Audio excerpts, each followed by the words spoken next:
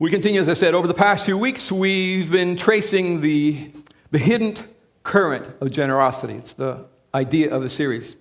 This way of living, as is titled, Hands Wide Open in a world that keeps on saying, keeps on whispering, hold it tighter.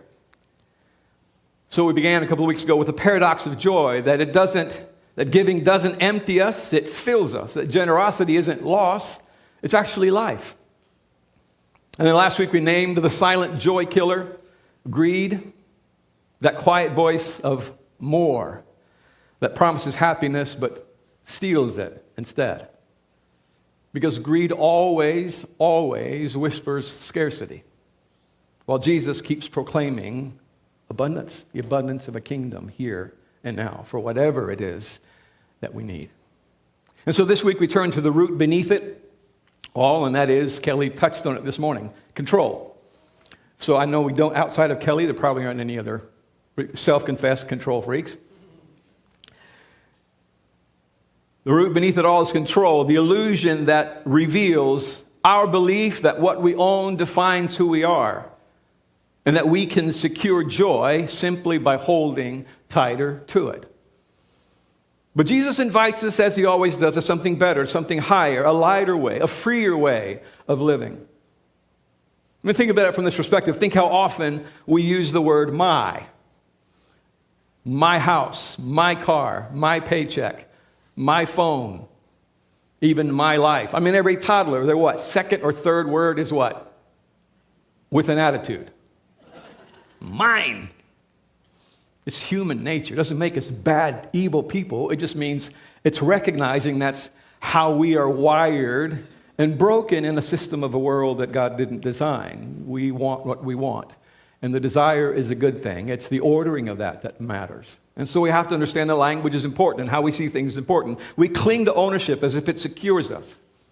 The truth is, deep down, most of us know enough to know that it's fragile. It's one pink slip, one market crash, one doctor's call away. And what we thought we owned, it slips through our fingers and exposes the reality that control is ultimately an illusion. Maybe that's why Jesus says, there will be a slide here, Matthew 6, 19 to 21, if you got your Bibles with you, do not store up for yourselves treasures on earth where moth and rust destroy and where thieves break in and steal. But store up for yourselves treasures in heaven, for where your treasure is, there your heart will be also. No doubt many of us, maybe most of us, have heard these verses somewhere along the way on numerous occasions. But as often is the case, it's easy to miss what he's actually saying, since we don't live in his culture 2,000 years ago. We don't speak the languages that were spoken. So when Jesus says, do not store up for yourselves treasures on earth, he's using a word his listeners would have felt in their bones. The Greek word is thesauros, which may sound familiar to you. It doesn't just mean treasure as in stuff. It's where we get our word thesaurus. Anybody know that word? Of course. It means the storehouse itself. And so a thesaurus then is a storehouse for words, if you would. It's where you keep these words because we value words, and so we want to know that we have plenty and have interchangeable ones. They matter to us. And so Jesus is referencing that. Think of it as a storehouse, a vault, if you would, to make it even more contemporary. The place where we keep what we value most. So Jesus isn't just talking about spending or saving. He's talking about the very construction of our life. He's asking this: what kind of vault are you building? Where are you placing what matters most to you? Because in his world, a treasure wasn't merely gold or goods. It was also honor and trust and reputation. So we could say it like this: what you called your treasure revealed what you believed would secure your well-being. That's how they would understand it. And we all do that. We have those things we treasure on some level because it gives us a sense of, not just because it matters a lot, sometimes it means that we treasure it because we think this is a thing that is going to give us a security that we deeply need and long for by biological wiring or by an excessive sense of, I want more. The rabbis of his day even said that acts of generosity and righteous giving called tzedakah were a way of laying up treasure before God. And so Jesus takes this idea and does as he often does, and he says, yes, that's true, but it's not about storing up goodness, storing up your good deeds in order to accumulate points in heaven somewhere along the way, sometime later. When he says store up treasure in heaven, he's not talking about a relocation. He's securing your future by sending it ahead. He's talking about the reorientation of our heart here and now. He's saying this: live now in alignment with heaven's reality, which, as we say often around here, the thing under the thing under the thing, ultimate reality is this: God and his kingdom, the things that never change, the things that always are and always were. The thing that can be depended on, the thing that makes God immutable, unmovable, unchangeable. They are ultimate reality. So he's saying live now in alignment with heaven's reality, where generosity, here and now, where generosity, not accumulation, is what lasts. Build your vault in the kingdom here, where rust and moth can't touch it. Maybe we'd say it this way: invest your life by putting your trust in what heaven values. Generosity that leads to love, justice, and mercy. Because whatever we treasure, whatever we trust, we serve. And that's why the teaching flows, this teaching, particular teaching, flows straight into you cannot serve both God and mammon. We addressed that last week. What he's saying is you can't build two vaults. You can't store in two places, because in the sense of your heart will always be drawn to your treasure's gravitational pull. So you can't have it in two places. It will always be drawn to the one that matters most. And so we think and live as if we own things, but if we're honest, isn't it at least possible that it's the other way around? I mean, if Jesus, understanding human nature as he does, was looking in from the outside, is it possible that he might draw the opposite conclusion? That given how we think and act when it comes to our things, that it often seems those same things actually own us. And so he keeps inviting us, not through guilt and shame, simple invitation, to relocate our treasure, to loosen our grip, to live not as vault builders, but as stewards. As stewards. Because in the end, he knows and he wants us to see the only secure treasure, the only real joy is found living with hands wide open. It's the only means. And listen to how the scriptures paint the story. In Psalm 24, verse 1, the psalmist writes, "The earth is the Lord's and everything in it."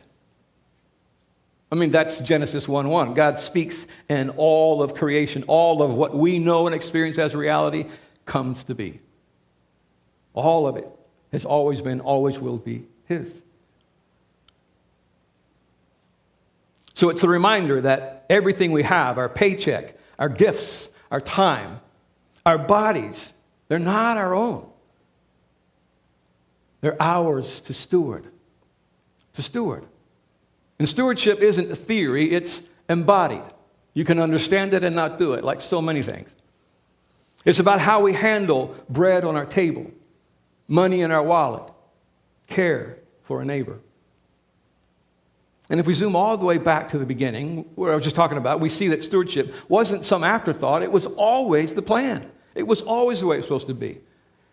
Genesis 1 and 2, God creates and entrusts creation, all of it, to humanity. Under his rule, here, go and play in the garden. See what you can come up to. See what you can come up with. Enjoy. Have a good time. The only thing you can't do is eat a fruit of that tree. Why? Because then you'll figure out you want something different. And you will want what you want more than you want what I want. And then it won't work. then you won't feel loved. You won't feel like you belong. You won't feel secure. You won't feel significant. You will always carry that burden until you come to know that you are loved as you are. So this whole thing, this whole playground I created is for you to develop. You bring out the image that I put in you of myself. Create, build, imagine, dream. Genesis 1:26, the scriptures say, God says, let us make humankind in our image, in our likeness, so that they may rule over the fish in the sea and the birds in the sky, over the livestock and all the wild animals. And that word rule, it doesn't mean dominate or exploit. Many translations say they have dominion. And for us living in this world with history as we understand it, it can tend to feel like a really heavy word. It doesn't mean that. It just simply means to care for on God's behalf. On his behalf. To bear his image was to reflect his generosity. To rule was to steward, not to own. In the garden, Adam and Eve are placed as gardeners, not landlords. They tend the earth. They receive from it. They offer back to God. And this is stewardship. And this is what makes sort of the big picture of God's desire possible. The idea of shalom, the Hebrew idea of shalom, the flourishing of all things, of all people, and all creation, and our commitment to, in stewardship, hands wide open, to make sure we get in on that process of bringing about the good of all things, the flourishing of all things. That's the picture in Genesis 1 and 2. That's the picture of Revelation 21 and 22, the end of the story. In the meantime, we wrestle. It's harmony between God, humanity, within ourselves, and creation. And when everything is received as gift and shared as trust, peace flows. Joy flourishes. And then we know the story, right? Genesis 3 happens. The lie slithers in. If you take this, you will be like God. Grasping replaces trust. Ownership replaces stewardship. And shalom shatters. And this is what greed always does. As we said last week, it whispers, if you own more, you'll finally have joy. But again, as we said last week, we know better. Greed doesn't result in joy. It kills it. It destroys it. So from the beginning, stewardship was the plan. Greed was the detour. And so Jesus comes to bring us back to Eden's calling, to live as image bearers, caretakers, stewards of God's gifts, so that shalom, his ultimate plan, can be restored. And we get to do that. Now, and again, in the cultural understanding, and we say this often to pull this into context, when Jesus says, follow me, that's his invitation, the two words, in his context, in his culture, it had a meaning. It's an open invitation to all who want the life he offers. And what his first century Hebrew audience would have essentially understood was this: as a disciple, we use the language of apprentice. As an apprentice of Jesus, I'm committing to learn from Jesus how he would live my life if he were me. And that was the commitment. A lifelong journey that would lead to the transformation of our character into the character of Jesus. To move from just being people who do good, want to do good, to become the kind of people through whom, because of the grace of God, goodness naturally flows. It becomes our second nature. And so this begins with the understanding that Jesus was intentional in every aspect of his life. In other words, there wasn't one arena of his life that wasn't submitted to the Father through habitual practices. Prayer, generosity, Sabbath, community, forgiveness, worship, compassion, justice, etc. Practices that shaped his character, which in turn determined how he viewed and engaged the world. Because he understood that living in the flow of the kingdom was only possible for him as a human being if that's how his soul, his entire being, was being formed. And so our goal as an apprentice of Jesus, as we learn from Jesus how he would live our life if he were us, Takes into account my circumstances, my background, my relationships, my work, my leisure, my time. And of course, given Jesus' warnings about the spiritual condition, he calls greed. It includes my money, my possessions, all those things that are considered my resources. And so when it comes to our resources, we're to think of them like this. If Jesus had my bank account, my home, my job, my gifts, how would he live? And that is a stewardship question. That's a stewardship question. And here's what's wild. When we shift from ownership to stewardship, joy shows up. Joy shows up. As paradoxical as that may feel, because ownership is heavy. It carries anxiety, fear, pressure, right? A simple example. You finally bought that new car you've had your eye on, right? You saved up your money, or you can afford the payments. You feel good about this. This is a good decision, a wise decision. And so you drive it off a lot, and now you begin to what? Worry. What if I park here and somebody dings my door? This new thing. Well, got to tell you, you got no control over that. You do have some. You can park out in the desert if you want to. You know, nobody gets you there. Park in the far side of the parking lot. But we get in this sort of, it moves us then towards anxiety, towards fear, towards pressure. I got to make sure this thing is. And so again, nothing wrong with that. It brings about a certain sense of awareness of, I could lose this thing. And wisdom says, so I control what I can to make sure that I don't, because it's a good thing. I've spent money to have this car, and I want to enjoy it. And the wrestling begins. But stewardship, you see, it's lighter.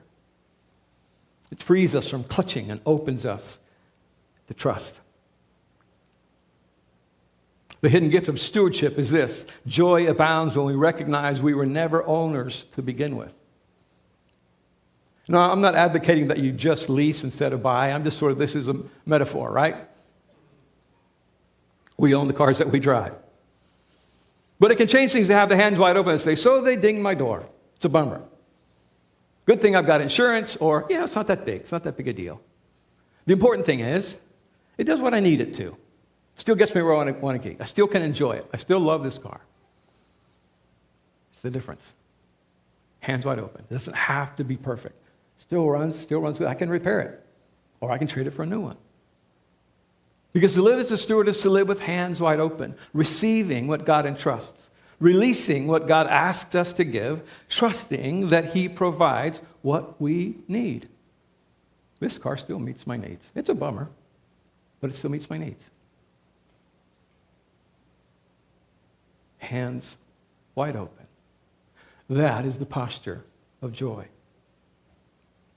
And as we mentioned before, that's what's written into our bones. It's not just a good idea. We're wired biologically for that. Psychologists confirm what Jesus knew. When we try to control what can't be controlled, anxiety spikes. Some of us have had that experience. When we practice surrender, living as stewards rather than owners, our bodies calm. It's how we're wired. Control is an illusion. And chasing it makes us sick, literally. But surrendering it leads to freedom. And freedom leads to joy. Perhaps that's why, near the end of his ministry, Jesus sits in the temple courts, one afternoon. He doesn't preach this one. He's there observing. He doesn't argue theology. He just watches and listens. He's watching as the wealthy pour in their offerings, the sound of clinking coins echoing throughout the courtyard like an applause. They give from their abundance, and their noise filling the air. And then, you know this story, a widow. A woman who, in her culture in first century Judaism, as a widow, was among the most vulnerable. She had no inheritance rights. They would have no husband covering, no income of their own, no, as we would call it, safety net. She has none of that. The law commanded that Israel care for them, but by Jesus' time, the temple economy had become a machine of prestige and profit, if you can imagine that. As she approaches the altar, she's carrying just 2 small coins in the palm of her hand, so thin, so light, they barely make a sound as they fall. Just slivers of copper, literally. And she is, as she almost always is, invisible to most. To most. Jesus had already noticed her as she walked to the front. And as she releases her offering, he leans towards his disciples and whispers, "Did you see that? That's the one. That's the one." He's watching because he can see what everyone else in the courtyard, who may see her, but they're still not seeing, that this gift is different. Because while everyone else is busy securing their future, she's busy trusting God with hers. They give out of control, she gives out of surrender. They give what they won't miss, she gives what she can't afford to lose. And in that moment, this woman, poor, invisible, unimportant, becomes the picture of true wealth. Because she isn't trying to own anything. She's simply living as a steward. She knows everything she holds was never hers to begin with. The breath, her life, the coin, all of it gift. All of it grace. And when she lets go, the illusion of control dissolves, disappears. Fear loosens and joy returns. And that's the reality Jesus keeps inviting us to see, to experience for ourselves. That joy doesn't come from owning more, it comes from opening more. And freedom isn't found in what we can keep, it's found in what we choose to release. That's the way the universe has been wired, including us in all that we are. She doesn't give out of guilt, she gives out of trust. Because she's already, whether she's aware of it or not in this language, living in a bigger economy, the economy of the kingdom. And in that courtyard with 2 tiny coins, not giving from ownership but from stewardship, she gives not as performance but as participation. She's living from the truth that everything we hold is borrowed. And in returning it to God, she finds the joy because the kingdom belongs to the ones who live with hands wide open. That's not a reward system for where you get to go when you die. It's a reward system of this is the way the world works. You live in the flow of reality, and there is life there. That's all that means. This isn't a transaction of you give me this and I'll give you that so that I can have control. It's simply, I'll just live in the way that you design the world to be. And joy automatically rushes in, and fear automatically disappears. So the next time you hear the sound of clinking coins, whether it's a bank alert on your phone or the voice in your head whispering, save, keep, protect, remember her. And hear me well, I'm not advocating not saving money. Be wise with that, right? It's about how you see it as ownership and stewardship. Money is not a problem. It's how we see and view and engage it. As we do, remember that heaven hears giving differently. Because in the acoustics of the kingdom, trust always sounds like treasure. The widow didn't have a budget strategy or a 5-step plan. She just trusted. She lived in the moment, in that liminal space between scarcity and faith. in that space where either joy or anxiety is born. So what does stewardship look like for us? If we want to live like her, to experience that life, to risk loss for the sake of experiencing the joy and the abundance of the kingdom. So here, as we've been doing regularly now for a while, a few practices, let's call them the open hands practices of the widow. There's sheets on the back that you can take with you. There's a QR code if you want to keep these as well. And in a few weeks, we'll have where you can see it and actually read it again.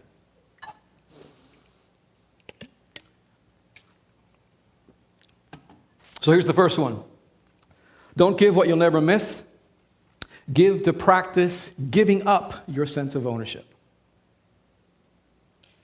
Don't give what you'll never miss. Give to practice giving up your sense of ownership. In other words, this week, as you choose to give, wherever that may be, do it as one who is a steward of that gift and not the owner. Let that be your understanding and clarity. Give an amount that makes you pause. Doesn't have to be a whole lot. The Spirit gets to lead you into what that means for you. Pause long enough because you know on some level this costs you something, even if it's small. Give to a need that you know is real. There's 1,000 things that you could do. A meal, a comfort to someone in need of safety. The size of the gift is not as important as the posture from which you give it. Give from your heart's center and not its leftovers. Give so that you can begin to discover and trust that it is God's desire and His joy to meet all your needs in His kingdom of abundance. That's what He wants to do badly for all of us. 2, give in a way that no one sees. Give in a way that no one sees. A secret gift, an anonymous kindness. A quiet act of care.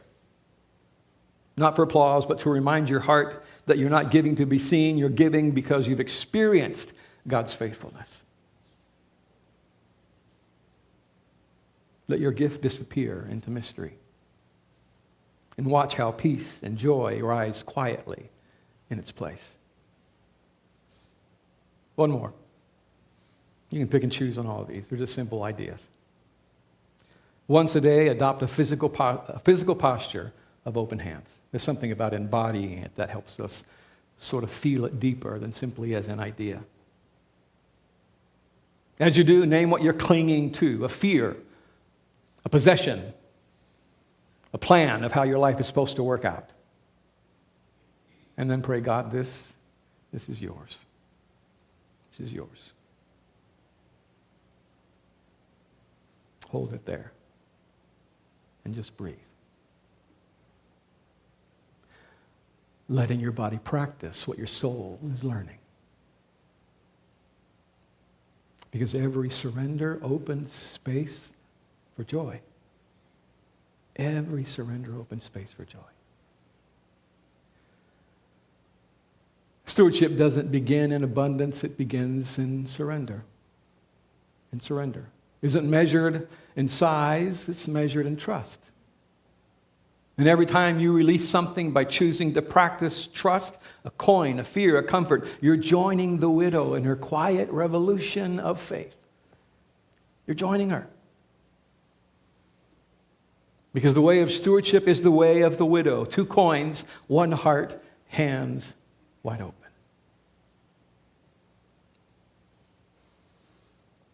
So as we close, I want to share with you, those of you who call this place home in our Newsong family, some news from this past couple of weeks. Just over a week ago, we received the unexpected and always saddening news about some folks who've been journeying with us for some time, but had felt led to leave and seek another church home. And as always, we pray for the Spirit to lead them to that new church family, for sure. In this instance, because of their particular giving patterns, that meant a very significant hit to Newsong financially. One that isn't overcome by simply cutting back on the budget, spending here and there. It comprises a financial loss, those of you who are family, you need to know this, of roughly 40% of our annual budget. So naturally, the elders and pastoral staff and stewardship team met this past week to discuss the impact and begin to try to determine the possibilities for a path forward and the need to meet with our lenders. So most of you are aware, many of you are not. From the beginning of this venture called Newsong 20 years ago, there was a family who, at the time that we were launching the church and needing space, said, we will provide the money because we believe in what God is doing, and loaned us money to buy this building. And over those years, for many of those years, with that starting in 2006 when we bought the building, 2008, the market crashed. Reality happened, and people, as people do, and I'm not blaming or judging anyone, I'm just saying it's a natural course of things. People came, people left, they didn't agree with theology, they were moving away, all the reasons that people have, and again, understand all of that. In the course of all that time, we, for many of those years, up until 2.5 years ago, 2+ years ago, rarely had the opportunity to meet our full mortgage. Rarely. And yet we were here. And yet we remained. 2.25 or so years ago, those lenders finally came and said, we just can't keep carrying the burden of this debt. And so we need to do something. And so if you were here, you know that was the reason for the sell-off of that building and the building behind us was to say we need to live within our means, and we get that there's been generosity all along. But they're part of us, and we need to do what we can to make sure that we're doing all that we know how to come alongside, even if we don't have that kind of capacity financially. And so we did. We sold those buildings. And in thought up front, like, well, these buildings are right in the middle of downtown. This will cover the debt. It didn't begin to. Because it's a church, because this building in particular is a church, it's not worth half of what it should. If it were a commercial space, it would be worth twice what it is. So we ended up then refinancing a loan with a lender, knowing that ultimately their security is in this building and they're upside down in this loan.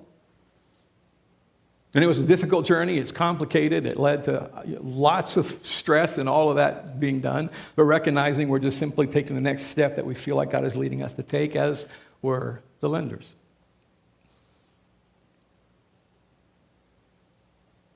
In the process then of this redoing that, we renewed this loan. In the process, they forgave several $1 million of debt from past interest that was owed.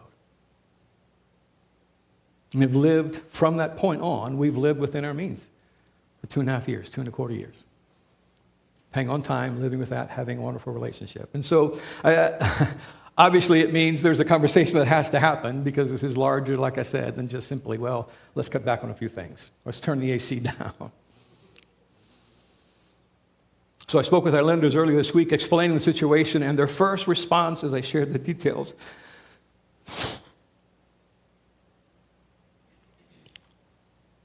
was this: we can't let the church fail. That was the response. We can't let the church fail. We'll find a way to make this work. We spoke later in the day, and once again the affirmation was, we can't let the church fail. And so they said, we've decided that in light of the situation, in so many words, we'll return to that sort of the system that we had before of do what you can, pay what you can. We'll take this a step at a time. We'll take this journey on together again, because we can't let this thing fail. God's doing too much.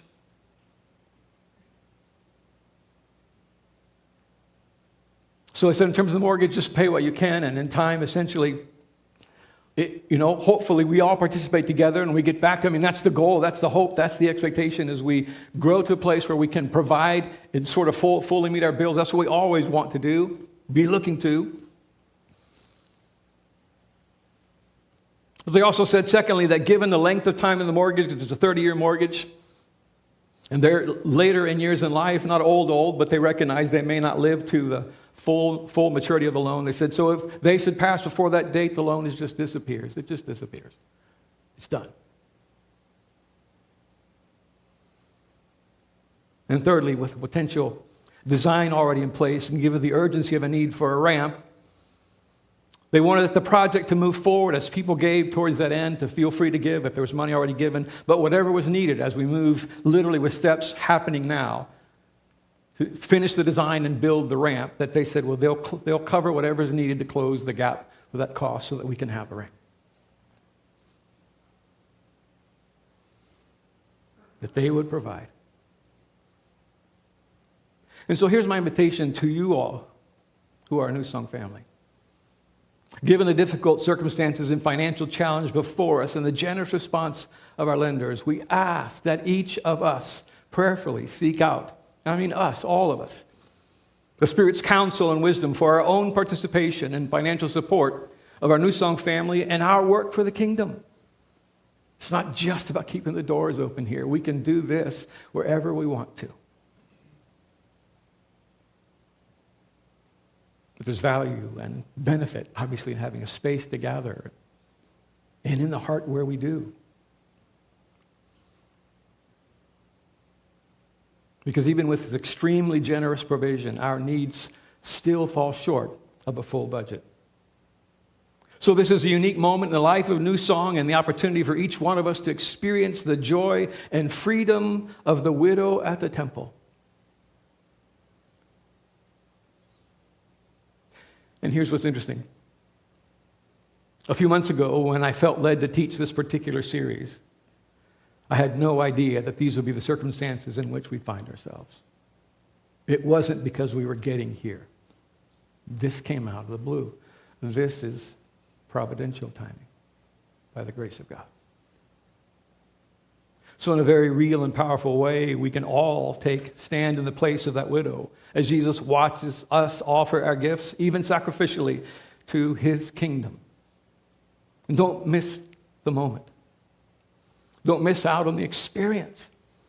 That joy that only comes when we choose to live as stewards with hands wide open. Each of us sharing what we have so that the needs of those within this family and those we minister to beyond these walls can be met.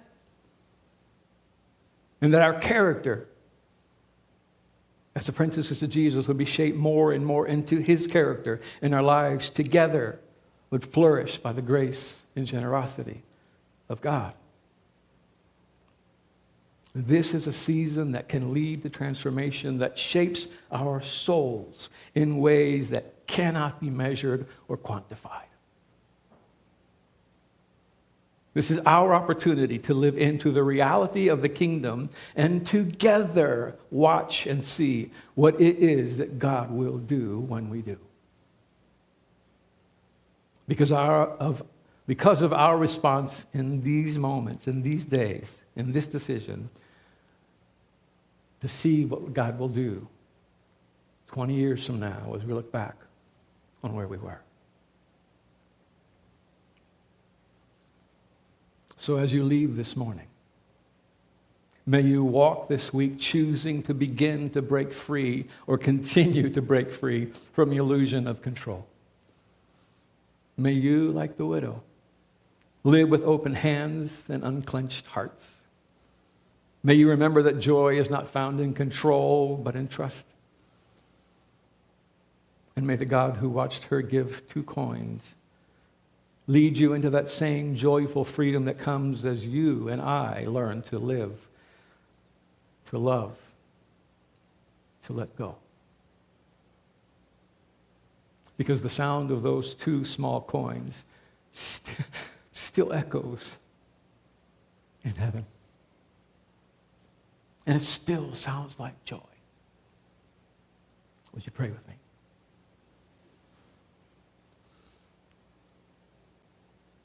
Father, we're so grateful to, in 1 week's time, have this breakneck experience of the life of scarcity, thoughts of scarcity and loss, to an experience of hope and joy and anticipation of what's to come because of who you are. Because the way you meet us when we come to you hands wide open and say, I have enough. It's enough. And we know that with you, there's no guilt, there's no shame, there's no browbeating, there's no demands, there's no pushing anything, anyone It's simply the invitation, just as Jesus always does. Take this next step. Follow me. Step into the next dimension of this life of the kingdom. Thank you that it's a reality and not just in our imagination, not just a wishful thinking, hope that somehow this will all come together. But Father, to know by experience, 2 years, 5 years, 10 years, 20 years from now, when we look back and say, look at what God did. And we got to do this together. We give our hearts to you, Father. We want to learn to lean into our roles as stewards and begin to break free from the eyes that see only things as possessions. May you reign in us. May we find you to be faithful and true and richer and deeper and better and more loving and more profoundly good than we've known before. In Jesus' name I pray. Amen. You are